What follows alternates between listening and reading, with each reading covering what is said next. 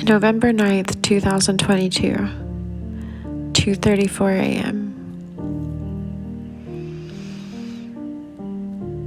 This year's gone by pretty fast. You'd probably think that, right? Everyone says that every year. Like, no matter the year. Everyone's like, the year's gone by way too fast. But this year has seemed remarkably so, and I don't feel like it's just like a annual observation of time. Of course, there are people that study physics or astronomy who would say that time is speeding up, probably. But there are others who might say that time's slowing down based on the expansion of the universe. So that's hard to say. But, yeah, sorry, I'm just looking at something out my window that looks kind of like stars twinkling. I'm always watching for the Son of Man to return. Like, always watching. And when I say watching, that actually means I look out my window a lot. Or I look up at the sky. I don't do it all the time, but I do it a lot. To the point that I actually found this beautiful piece of artwork by a graphic artist. I believe her name is Alina. I have no idea how to say her last name. Enemy? And not spelled like how you think. But I could be, I don't remember how to spell her last name offhand, but I think it's like Aenami. And Nami? Anyhow, I really apologize if you ever hear this, Alina. But your artwork's really cool. And yeah, I made one of her pieces, my computer background, like my work laptop. I made the background, this piece. And it's a girl looking out a window at the sunset. And it just reminds me of a girl waiting for Jesus' return, which is what I'm doing. All of us are just people waiting for the Lord's return, whether or not we know it. Yeah. And, you know, I made like a little video yesterday reading something from Matthew about how no one knows the day or the hour. And no one does know the day or the hour. But we can know that it will be relatively soon.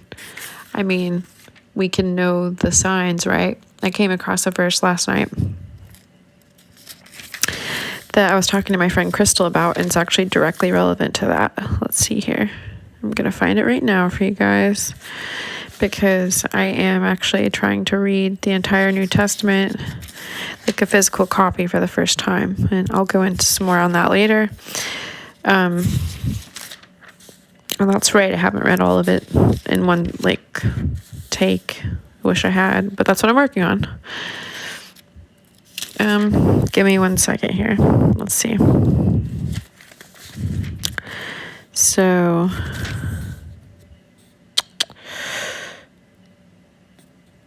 I think this is it. It is it. Okay, so I'm going to actually read it to you guys. I'm reading from a New King James Version copy of the Bible, and I'm actually reading from a copy that my friend Joy recommended to me called The Woman's Study Bible by Thomas Nelson.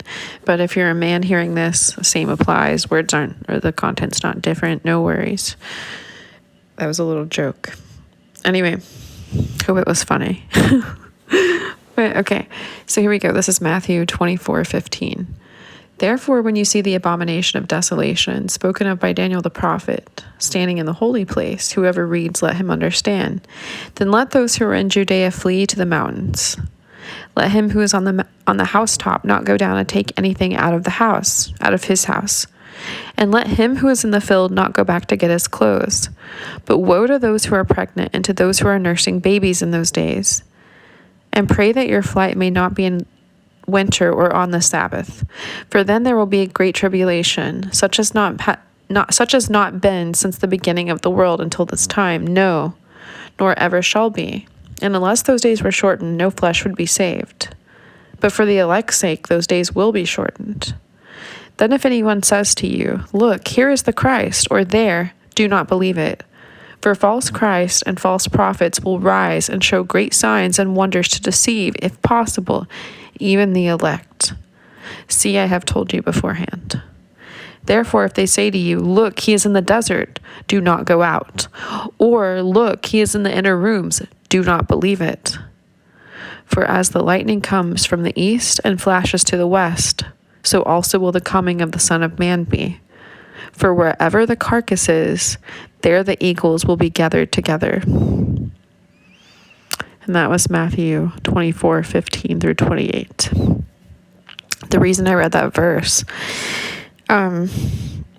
is because of that last part. For wherever the carcass is, there the eagles will be gathered together. And that stuck out in my mind the first time I don't know if it was the first time I read the verse, but it was the first time I reviewed it, and more recently. And anyway, and I was talking to my friend Crystal about this, and because I looked it up again, I looked up the meaning of it and what that's supposed to mean. And all these words are coming from Jesus. Like, all of that is something that Jesus literally said, which is crazy. But yeah.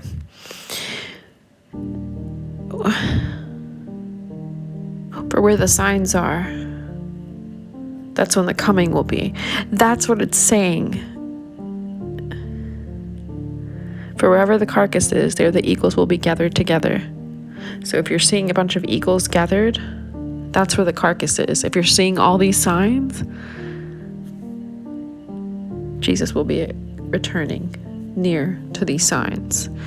And we know from other books of the New Testament, we know from the Gospels, we also know from books that follow them, which the Gospels, by the way, are Matthew, Mark, Luke, and John, just for the record.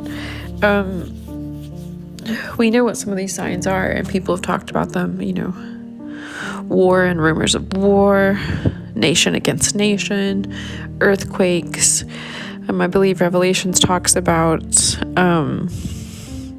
different signs in the sky. I think there's stuff on, blood moons and things like that, which, speaking of which, tonight is the blood moon, or was the blood moon. Maybe it's still going on. Yeah, but so he's coming. I know he's coming. And,